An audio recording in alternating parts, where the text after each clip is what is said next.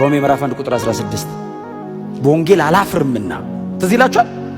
አስቀድሞ ለአይሁድ ከዛም ለግሪክ ሰው የእግዚአብሔር ኃይል ለማዳን ነው። የእግዚአብሔር ኃይል የተባለው ወንጌል ነው። ወንጌል ምንድነው? የመሰራች።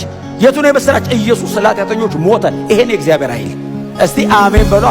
የሆነ የተኛ ሰውዬ ከተኛበት ብድግ ማድረግ አይደለም የእግዚአብሔር ኃይል። የዘላለም ፍርድ ያለበትን ሰውዬ ወደ እግዚአብሔር መንግሥት መቀላቀል ነው የእግዚአብሔር ኃይል። ምንም አይነት ነገር በብሉይ ኪዳን ተገልጦ ማድረግ ያልቻለው ኢየሱስ እርቃኑን መስቀል ላይ ሞቶ አረገው። የእግዚአብሔር ኃይል ይሄ ነው ተባለ። አንድን ኃጢአተኛ በእግዚአብሔር ጽድቅ ፊት ማቆም ይሄ ነው የእግዚአብሔር ኃይል። ይሄ ነው የእግዚአብሔር ጉልበት።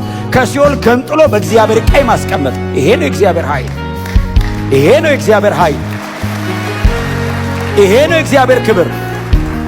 ይሄ ነው በጣም the most favorite text ኢሳይያስ 53 the most እኔ በጣም ነው የምወደው። የሰማነውን ነገር ማን አምኗል? የእግዚአብሔር ክንድ ለማን ተገልጧል? ምንድነው የእግዚአብሔር ክንድ ሲሉት በምድረ በዳ ላይ እንደ ቡቃያ የበቀለ ስር ያለው ምንም ሲታይ ደም ግባት የሌለው እሱ የእግዚአብሔር ክንድ ነው። the extended God የተዘረጋ መለኮት። እስቲ አሜን በሏ።